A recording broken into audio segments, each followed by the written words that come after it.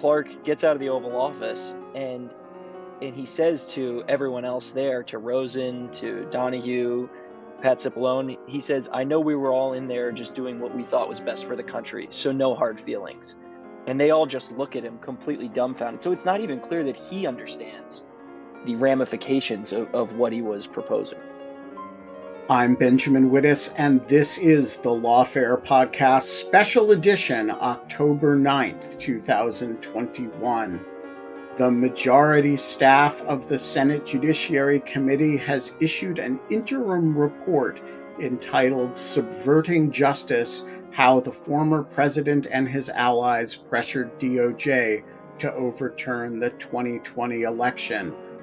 A lot of it covers ground we knew about before, but it contains a raft of new detail about the president's pressure on the Justice Department to support his election fraud claims, the resignation of a U.S. attorney in Georgia, and the bizarre attempt to install as acting attorney general a Justice Department official who might actually support the president's ambitions.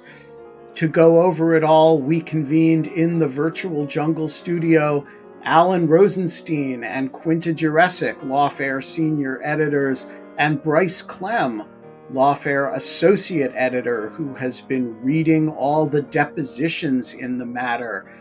We talked about what the committee found, what aspects of it are new, and what we might do about this dramatic turn of events.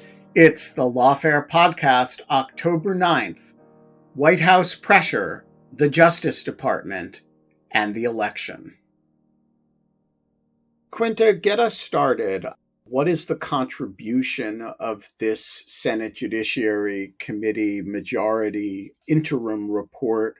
What did it tell us that we didn't already know? And what role is it likely to play in the conversation? A lot of what's in the report, the sort of broad strokes of it, have been publicly reported. And the Judiciary Committee admits that. In fact, the report explicitly says that the committee began investigating Trump's asks to the Justice Department to overturn the election after reporting came out from the New York Times and the Wall Street Journal in January of 2021 about those efforts. But what this contributes is it provides an enormous amount more detail about what happened there. And the committee has also made available transcripts of the interviews with former Acting Attorney General Jeffrey Rosen, Acting Deputy Attorney General Richard Donahue, and the Attorney General for one district in Georgia, BJ Pak, who resigned because of Trump's anger with him. So the main findings of the report are that Trump was really, really pressuring Justice Department leadership to underline his false claims about the election results, that the election had been stolen, that Mark Meadows, who is then the chief of staff, repeatedly reached out to Acting Attorney General Rosen to initiate investigations of so-called election fraud, including some pretty crazy ideas, including an idea that somehow an Italian IT contractor was using military satellites to manipulate voting machines. This didn't happen, in case that's not clear. And it includes a lot more detail about the role of Jeffrey Clark, who was a lower down official in the Justice Department. There had been reporting in the Times and the Journal about his role in essentially going, it seems, directly to Trump and encouraging Trump to buy into this pretty out there legal theory under which the Justice Department could go to the states and say, hey, we think there's been some chicanery here. You should really just, convene a special legislative session and essentially flip your electoral votes from Biden to Trump. And the report has a lot of detail about sort of what was happening within the Justice Department, how confused and alarmed Rosen and Donahue were by Clark's efforts. And at one point, Clark essentially went to Rosen and said, the president has told me that I can have your job. So I think it really drives home just how close things got at DOJ and just how bad things are. There's details, for example, about a phone call between a number of DOJ officials where they essentially agreed that they would all resign if Clark were put in charge. And so I think it underlines just how bad things were. And that's how the committee frames it. The committee explicitly says, we're still carrying out this investigation, but we found this information alarming enough that we wanted to make it public immediately and share it with the public so we can kind of figure out what to do next. There's a lot more detail here that I'm leaving out because this report is pretty extensive, and so are the transcripts, but those are the broad strokes. Alan, what do you think of the report as a piece of investigative work product? Congressional reports really run the gamut, from partisan hack job to some pretty excellent work product. The Judiciary Committee is often not known as a center for really fine investigative work. What do you make of this as a piece of work product? Mostly, I'm quite impressed. They managed to insert a huge amount of detail and color into this discussion. Right, as Quinta pointed out, the broadest strokes of this were known before, but just having Rosen and Donahue go into such detail about the sheer amount of attempted interference by the White House, the things that Trump said, the things that Clark said, that adds a vividness and a drama to this. And I think that's really important because, as Quinta points out, what this report really, I think, contributes is to show just how close we got to a profound constitutional crisis. And so in that respect, I think it's done an enormous service. I mean, it's unfortunate that it has to be a majority report rather than the report of the whole committee. But as you point out, unfortunately, the Judiciary Committee has historically been quite partisan. And so I suspect the Republican members were not interested in signing on to this. And that is a shame because it is an opportunity and a missed one for Republicans to distance themselves from this really appalling behavior. But ultimately, just to answer your question, I'm super impressed. I mean, at the very least, it set my blood pressure through the roof, which was not a pleasant experience, but I do think speaks to the effectiveness of the report. And just to be clear, this is not even a report of the Democrats on the committee, the majority on the committee. It's a report of the majority staff, right? How do you think, either of you, think we should understand what this report and who this report actually represents? I will say I wasn't entirely sure what to make of that because Dick Durbin, who's the majority leader, has been all over, the cable news, talking about how alarming this report is and how there's a need for really urgent action. So, it's not like the senators are uninvolved.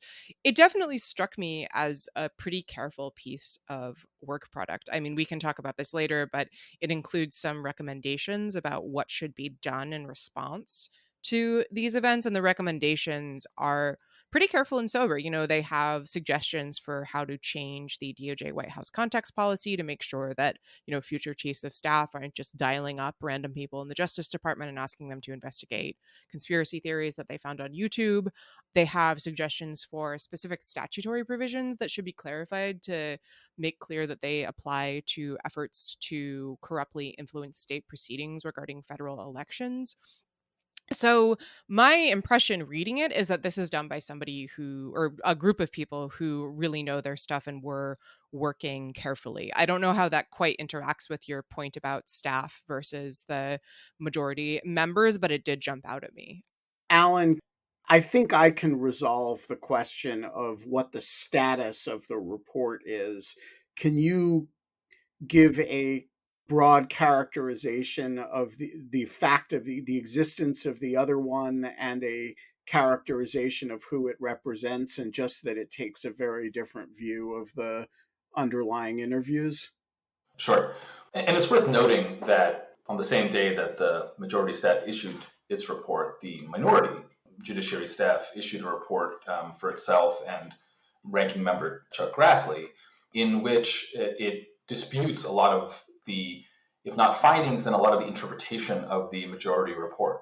So, for example, looking at the table of contents, the first headline after the introduction is that the available evidence shows that President Trump did not use the Justice Department to overturn the election. And then it goes on from there. So it's pretty clear that not only are the Republicans not interested in joining the majority staff report, but that they're going to be actively opposing it either on factual grounds, though the reporting in the majority report is very strong, so it's going to be hard to poke a lot of holes, I think, in the facts, certainly on interpretive grounds, in terms of how to understand the motivations of, in particular, Trump, but also presumably some of the other players who were trying to overturn the election. Yeah, so I think the distinction between a committee report and a staff report is simply that the committee hasn't voted to adopt it. And I believe the reason for that is that this is kind of an interim document by its own account of itself. And so I think what's going on here is, the committee staff decided that there was something urgent to get out here.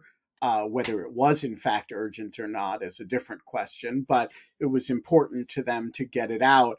And so rather than have a kind of draft that is then circulated and everybody gets to comment, and then the committee has a business meeting and votes, which is what will happen on the final report, they simply issued a staff report that members can claim as much or as little as they want. So, Bryce, you have been reading the underlying interviews or depositions. Tell us about them and what they show, both about the witnesses and about the nature of the process we're experiencing. So these interviews are really interesting in a number of ways. Rosen and Donahue's interview, two very senior leaders at the Department of Justice at the time, their interviews provide insight into the calculations that they were making as they were facing sort of an onslaught of requests, both from the White House and from Jeffrey Clark, who we'll get into a little bit later. BJ Pak's interview is really interesting because it brings you sort of on the ground with someone who is faced with, in Georgia in this case, debunking a number of different claims. So let's go back to Rosen and Donahue's interviews for a moment. Rosen had known Jeffrey Clark, who was at this point the head of the civil division. He had known him for 20 years. Let me take you back a little bit. There's quite a confusing timeline on this one. So Bill Barr resigns, I believe, on December 24th or 23rd. Trump calls Rosen, who is the new acting attorney general, on December 24th. And in that conversation, he asks him if he knows Jeffrey Clark. And that sounds really strange to Rosen, because why would the president know about this somewhat lower level official? So eventually, Rosen talks to Clark, and Clark admits to having met with the president, completely subverting the Department of Justice's White House contact policy. And Clark claims that a congressman dragged him into the meeting, but so Trump becomes really fixated on this idea that Jeffrey Clark is going to help. Now, Rosen sort of puts on sort of like the kid gloves with Clark initially because he's known him for so long. Then eventually Clark requests two urgent action items, and he sends this in an email to Rosen. The first action item that Clark requests is to have a briefing by the Office of the Director of National Intelligence to see if white hat hackers had accessed the internet through smart thermostats and basically messed with Dominion voting machines. Now, Rosen knows that this is a completely ridiculous theory, but he's sort of left wondering what to do about that. Then Clark sends him another urgent action item, which is, I think this is all in the same email, sends him a proof of concept letter for Georgia, which is basically that the Department of Justice, in Clark's view, should send Georgia this letter that says you have to convene your state legislature due to irregularities in the election, and then you should consider appointing a new slate of electors. Now, Rosen and Donahue reject this. Donahue even writes, "There's no chance that I would sign this letter or anything remotely like this." And several heated meetings ensue. And I'm skipping over a little bit here, but eventually Clark tells Rosen that Trump asked if he wanted to be the acting attorney general if Trump were to fire Rosen. And Rosen's first off just completely dumbfounded that Clark is telling him this, because Clark is his subordinate at this point. So so then Rosen does something that's kind of amusing. He says to Clark, "Okay, I'll get you that Office of Director of National Intelligence briefing." And Rosen says in his interview that he's basically doing this in order to try to dissuade Clark and tell him that these theories are wrong. He also tells Clark to call BJ Pak, because Clark has been pushing these Atlanta fraud things, but BJ Pak, the U.S. Attorney for the Northern District of Georgia, has been debunking these things. Fast forward a little bit farther. January 3rd is a really big day in this whole story. Clark tells Rosen that Trump is going to install him as the acting attorney general. So then, I think Quinta mentioned earlier, senior DOJ leadership has a call at this point, and they agree to resign if Clark is put in place.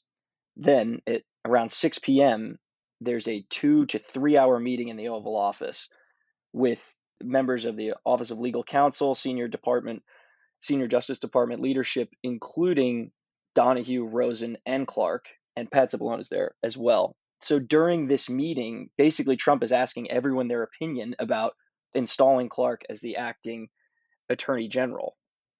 And it was later described that this meeting was basically 6 against 1, that everybody but Clark in this meeting wanted Clark to not be the attorney general. Pat Cipollone even calls the proposed Georgia letter a murder-suicide pact at this point.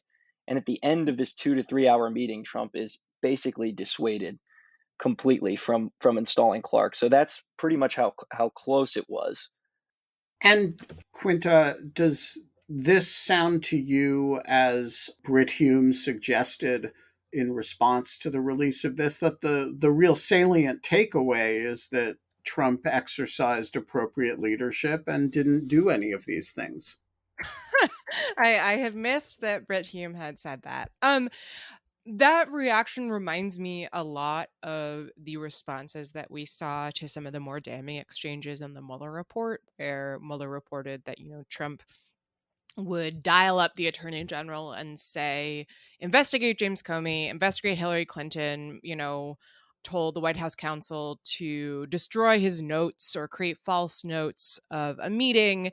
And the takeaway for defenders of the president was sort of, well, it's okay because that never actually happened, that the people he was sort of bullying into doing these things put their foot down and convinced him otherwise, or distracted him and somehow ensured that it didn't happen. I don't find that particularly exonerating. The problem here is that Trump tried to do these things. He tried to work with Clark in this scheme to overturn the election results. And it's sort of there, but for the grace of God, that Rosen and Donahue and other members of DOJ leadership were able to prevent that from happening. But I don't find that particularly reassuring. It's sort of a situation where, you have an umpteen number of airlocks in the system, and all but the last airlock, fell apart. And so we're saying, well, the last one held, so it was okay. No, the problem is that we got all the way to the last barrier between the United States and an illegal usurpation of democracy.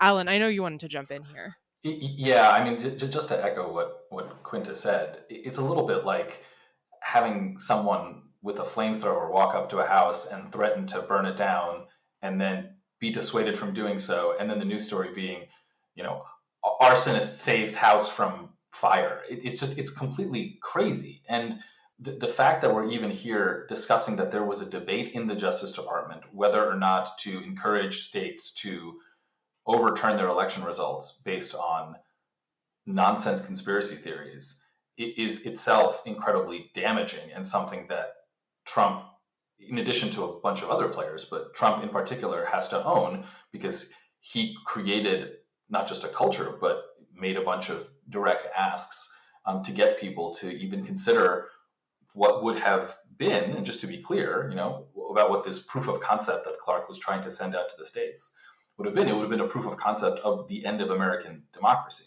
And I don't think that's an exaggeration. So just in fairness to Brit Hume, What he actually tweeted was a criticism of a Washington Post story on this report that says this story never explains why the plans these officials threatened to resign over did not go forward. The answer is that Trump decided against it.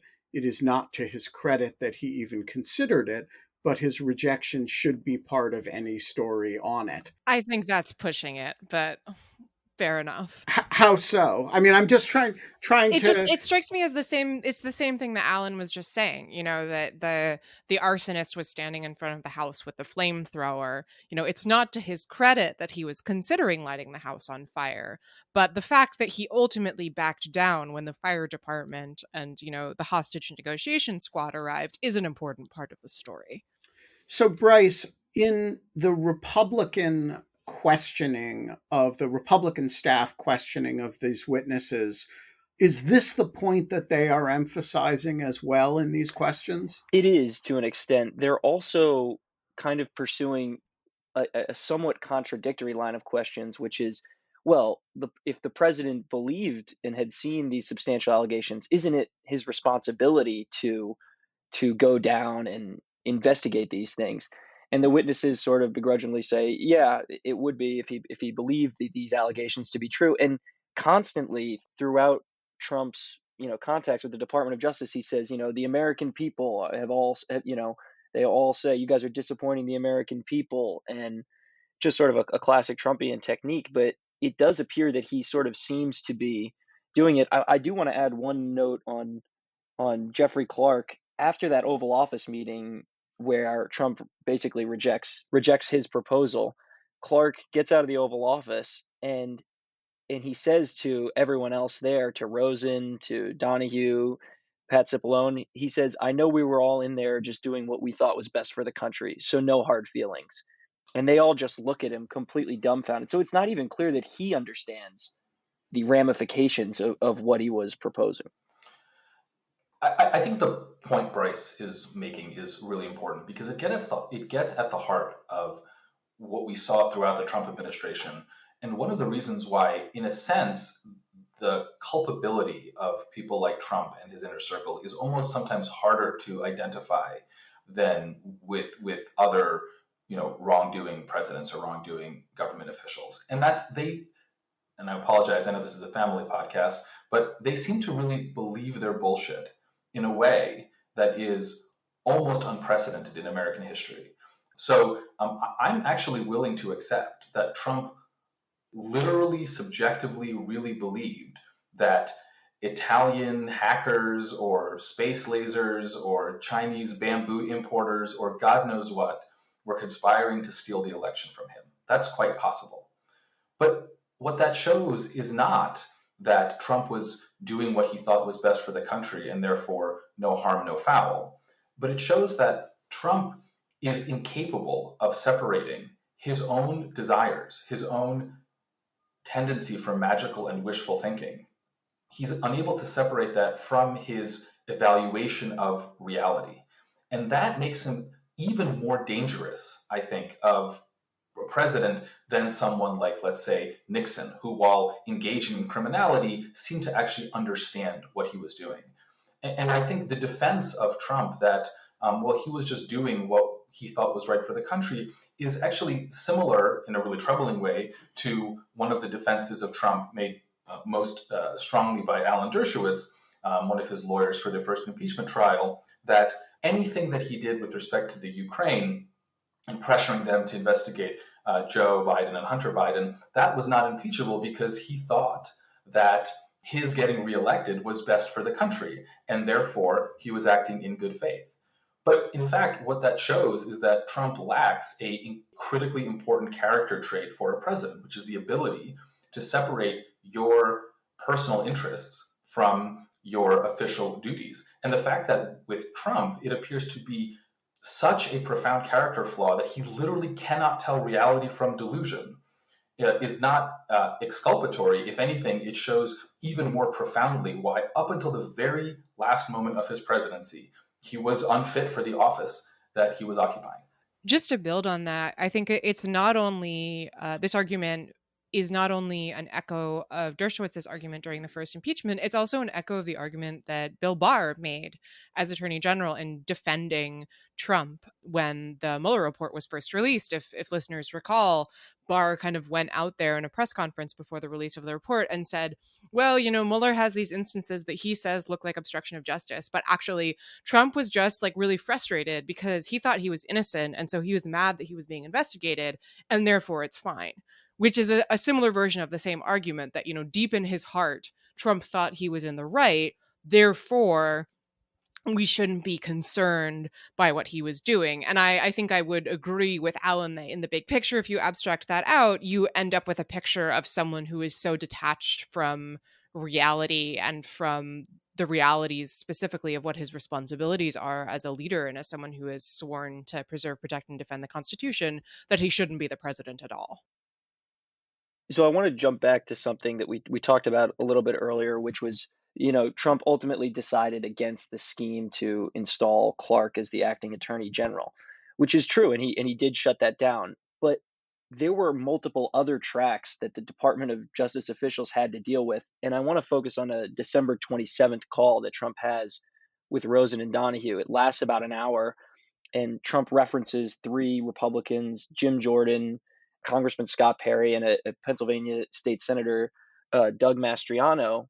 And this is the call where Trump says to Rosen and Donahue, just say the election was corrupt and leave the rest to me and the R congressman. That was in the words of Donahue's note.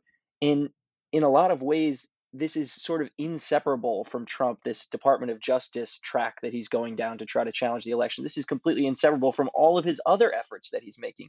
He even makes another effort to have a lawyer, Kurt Olson, reach out to the acting attorney general, Rosen, to basically get him to try to file the Supreme Court petition. So all of these things in Trump's mind are a part of the same effort. So just because Clark isn't installed, I think you can't say that the entire effort stopped. And eventually the Republican congressman, as we know, did go on to challenge the election results on January 6th. So I want to talk about potential remedies here, and I want to focus on two different avenues of potential remedy. One is the list of recommendations that the committee staff itself makes. And the second is the possibility of bar action against some of the individuals in question, particularly Mr. Clark. So, Quinta, can you get us started here by just summarizing what the recommendations are that the report advances? Sure. So it falls into a few different buckets. First is this question of contacts between the White House and the Justice Department. So the Justice Department did have a policy limiting those contacts during the Trump administration, but it clearly was not abided by, as shown in this report. And so part of what the committee recommends is that that policy should be sort of strengthened and systematized. It also recommends that there should be a stricter oversight regime. So listeners of the show are probably aware there are sort of constitutional questions about the extent to which Congress could attempt to regulate communications between the White House and the Justice Department. But what it can do is create transparency requirements. So what the report suggests is that there should be statutory requirements for the regular release of logs of contacts that fit certain criteria to the Justice Department Inspector General. And there's legislation in Congress that would institute this. And then the committee also recommends that there should be a procedure for the Inspector General to transmit matters that are of urgent concern for the House and Senate Judiciary Committees for quick action. And it also recommends that the Inspector General's purview be expanded to include misconduct by Justice Department attorneys, which is a longstanding loophole. And again, there's legislation that in Congress that would address some of these issues. There are other proposals too. The committee suggests that Congress should systematize the policies in the Justice Department against conduct that might influence elections. One aspect of the report that we actually haven't talked so much about is that it's quite critical of Bill Barr for rolling back some of the traditional Justice Department posture that it shouldn't make any statements or do anything that could undermine public confidence, seem to influence an election, and notes that Barr personally, in some instances, asked the FBI to investigate supposed instances of election wrongdoing that had already been debunked, essentially. So the committee suggests that the department should really come down more strongly on that. Then there are other proposals as well. Ones that I found particularly interesting are proposals to clarify obstruction statutes, to make clear that behavior like Trump's, which involves sort of leaning on state governments to try to change how they count and certify the vote, to make clear that that would be prohibited. And that actually had a real echo for me, Ben, of conversations that happened after the release of the Mueller report about the need for Congress to reform the existing obstruction statutes to make clear that they apply to the president, because we're sort of in a circumstance right now where you could argue that these statutes cover what Trump did, but it's not a slam dunk, and it would be pretty easy to just make it a slam dunk. And then the last bucket is that the committee also recommends Barr discipline for Jeffrey Clark. And Alan has looked at this a little more closely than I have, so I'll leave this to him. But I did think that it was interesting that, it has these kind of abstract ideas for what to do going forward, but also seemed to feel that Clark's behavior is sufficiently egregious that we should also be thinking about punishment for him looking backward from the Bar Association. All right, before we get to the question of Barr discipline, I want to harp on this contacts policy issue, because this seems to me to be a policy that for post-Watergate related reasons we all put a lot of faith in, but it strikes me as wholly inadequate to the magnitude of the problem that this reveals. If the President of the United States wants to talk to the head of the civil division, he's going to be able to do it. The policy can't bind him. It doesn't matter if you say we're strengthening it, reducing the number of people that have authorized contact, reducing the number of types of authorized contact. If the president is the rogue elephant and wants to recruit the conspiracy theorist head of the civil division, who's an environmental lawyer, to help him with his conspiracy theories, I don't see how any contact policy is going to be anything more than the smallest of speed bumps in that. And so my question to you, Alan, is the committee just kidding itself that this is a plausibly responsive remedy for the problem that they've identified here? I broadly agree with you that this obsession with the contacts policy is not really responsive to the problem. And I do think this is a little bit of, this is a problem, we have to do something. This is something, this being the contacts policy reform. I guess we should reform the contacts policy. But I think the problem with focusing on the contacts policy is not just that it's ineffective, but that to make it effective, you would have to create such a set of bureaucratic and potentially legal barriers between the White House, the president in particular, and the Justice Department that would either be unconstitutional, because of course the president is the chief law enforcement officer of the United States, and there really is no question that when it comes to what counts as the unitary executive, the Department of Justice is pretty well in there. And also probably counterproductive, because at the end of the day, there are plenty of legitimate reasons for there to be close and important coordination between the White House and the Department of Justice. I mean, we kid ourselves if we think that law enforcement can or even should be a completely divorced from the priorities of the president. It inevitably has a political dimension, as it should, because it is an expression of U.S. policy.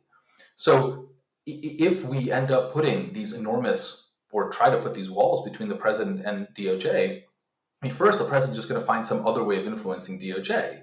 He's going to find some other set of advisors in the White House who are going to accomplish these same purposes. But most importantly, it detracts us from what is really going on here, which is that the primary way of preventing abuse of White House power is making sure that the person in the White House is not trying actively to abuse that power. Because as our constitutional system is set up, we not just assume, but we require that the president act in good faith and in the interests of the country. And trying to say, well, we can deal with the rogue president through some bureaucratic fixes, I think just entirely misses the point. And I almost wish, though I completely understand and in some senses sympathize with the desire to reform and beef up the contacts policy, I almost wish that we weren't wasting our time talking about it, because it makes this sound like the problem is much less existential than it really is, which is that we elected, and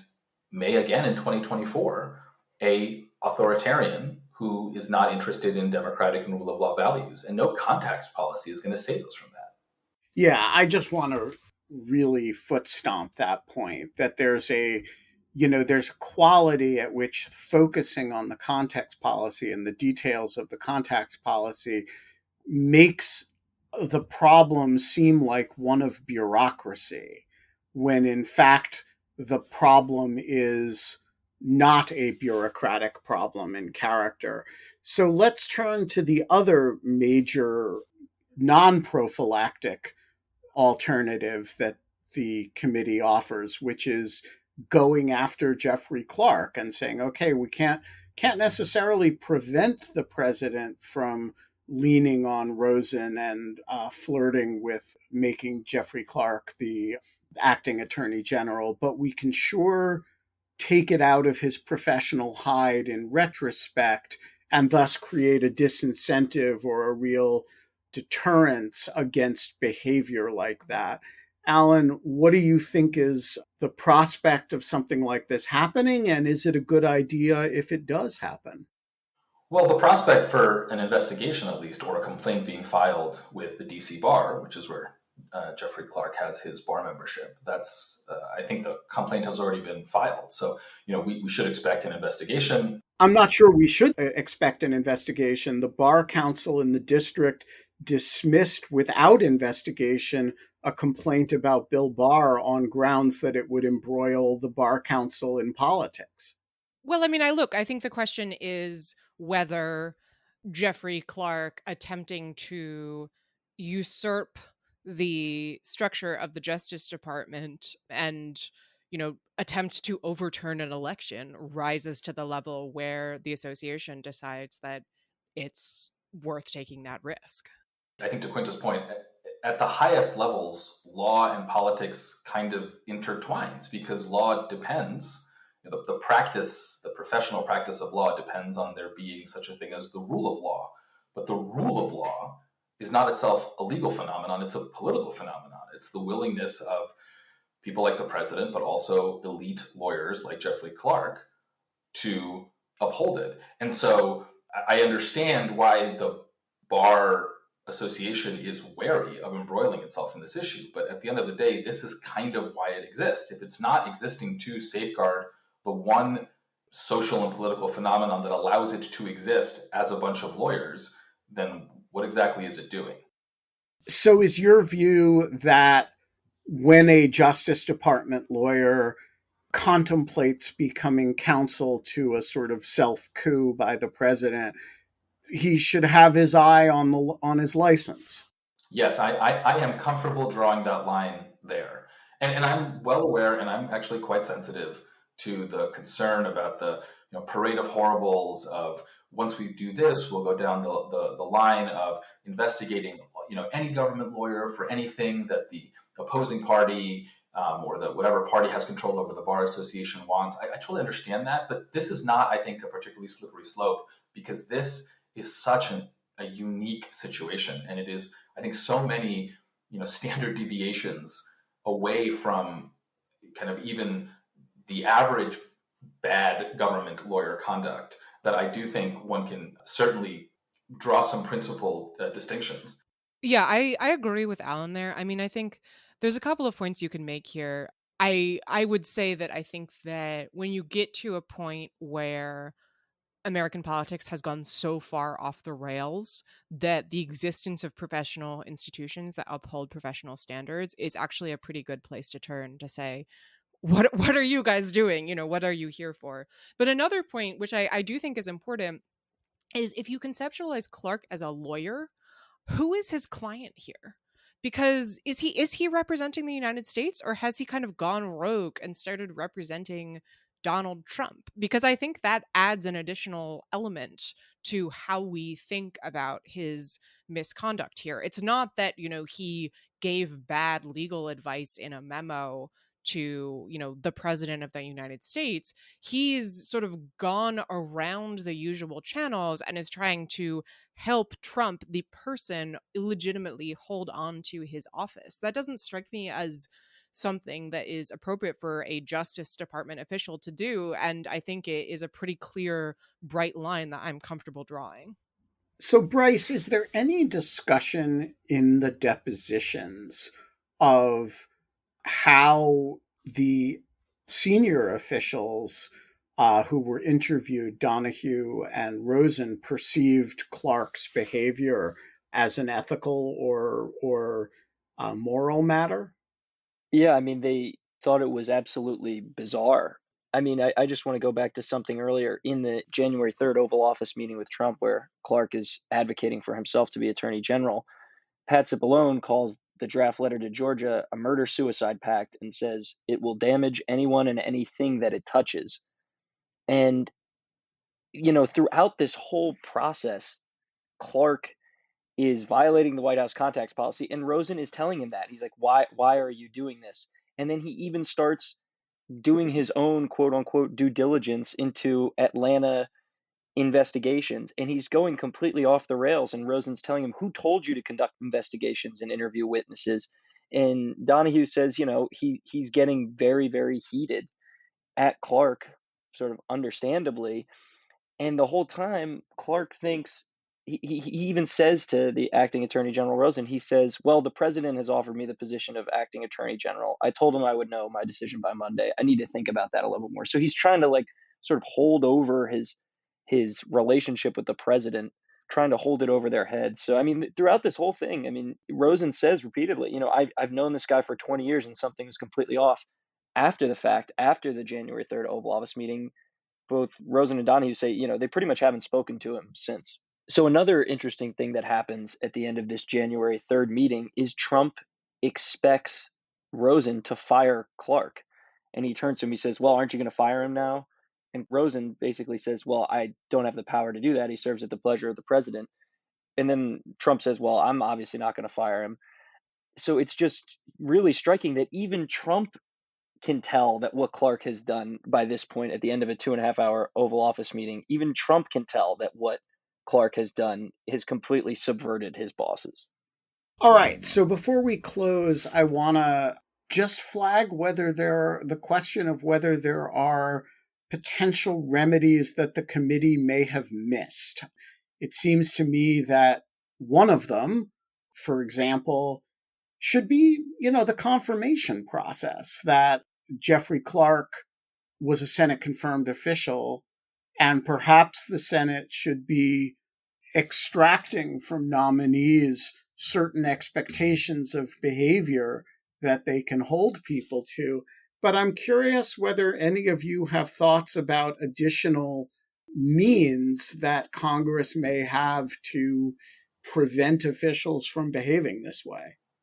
I'm not sure this is necessarily a congressional remedy, but I do think an important thing to consider in the wake of all of this is what the social and professional sanctions should be for this kind of behavior. Not just formal ones like bar and professional discipline, though that's obviously really important. But I suspect that even more important is what sort of reception these individuals, these bad actors, and based on the reporting in the Senate report and the lack of any credible, I think, factual response to it, I'm comfortable, characterizing Clark as a deeply bad actor in this regard.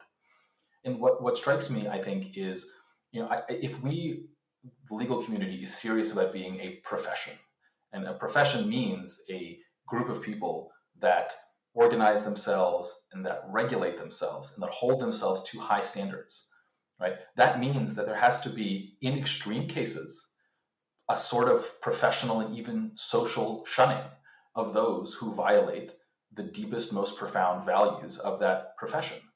Now, I say that with a certain reluctance because... Sounds like cancel culture. Well, exactly, right? I say that with a certain reluctance because I think we live in a very polarized time. We live in an environment where, quote unquote, cancellation can happen really unjustly, and you have pile-ons, and social media doesn't help with all of this, and all of that is true. That being said, there are extreme cases where I think the only appropriate and frankly the only effective remedy is to make clear, right, at the highest levels, that if you act this way, right, if you actively try to subvert American democracy, you will not be welcome in polite society. And I think that lawyers, especially elite lawyers, they want to continue being lawyers, they want to continue making a lot of money, but mostly what they want, what they care about most of all, is the good opinion of their peers, right? That's kind of all that humans ultimately want, right? We're just social animals, right? We want to be liked.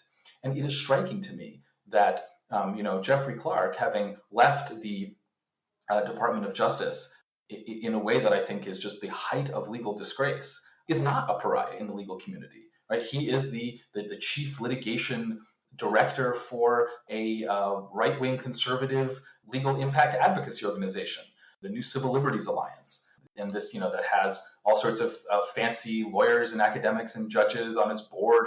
And so I think that the legal community has to think really hard about what to do with these sorts of individuals. And I think that there's a really useful comparison here to be made with Alberto Gonzalez, who was Attorney General during the Bush administration and resigned in disgrace after the political firing of several U.S. attorneys. A scandal that, although big at the time, is trivial, completely meaningless compared to what happened in this situation.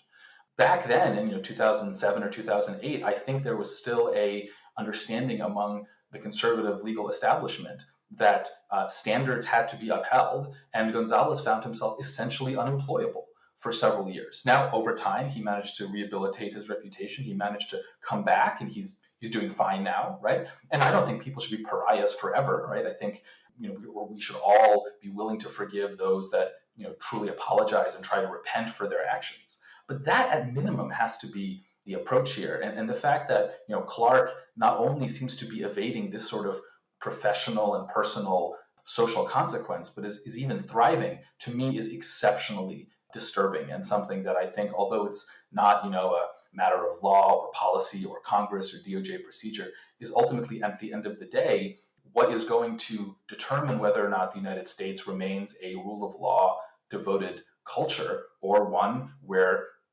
one party slides into authoritarianism. So you will not be supporting Mr. Clark's visiting professorship at the University of Minnesota? I will not, though I suspect there is little danger of that happening. Quinta, your thoughts? I completely agree with Alan here. And I'd written about this a little bit in November and January for The Atlantic, basically arguing that, professional sanctions are too slow. And also that in the absence of a sort of systematized truth commission, which I think is really what we need, that social sanctions are a pretty decent fallback. For anyone who's interested, there's a great essay by Jacob Levy, who's at McGill, about the use of social sanctions. He made this great argument that shunning, and I'm going to quote him here, is, quote, an important fallback when official impunity has been granted. And I kind of think that's where we are here, that official impunity has been granted. The committee is left kind of grasping at straws a little bit with these recommendations about DOJ contacts. And so we shouldn't set aside the importance of that kind of social sanctioning in the absence of bigger fixes. We're going to leave it there. Bryce Klehm, Alan Rozenshtein, Quinta Jurecic, thank you all for joining us. The Lawfare podcast is produced in cooperation with the Brookings Institution. Our audio engineer this episode is Kara Schillen of the esteemed firm Goat Rodeo. Hey, have you tweeted the Lawfare podcast, rated us on whatever podcast distribution service you found us, shared us on all the socials? I didn't think so, so you'd better do that. You should also buy our merch at thelawfarestore.com. You should become a material supporter of Lawfare at our Patreon page, patreon.com/Lawfare. The Lawfare podcast is edited by Jen Patja Howell. Our music is performed by Sophia Yan. And as always, thanks for listening.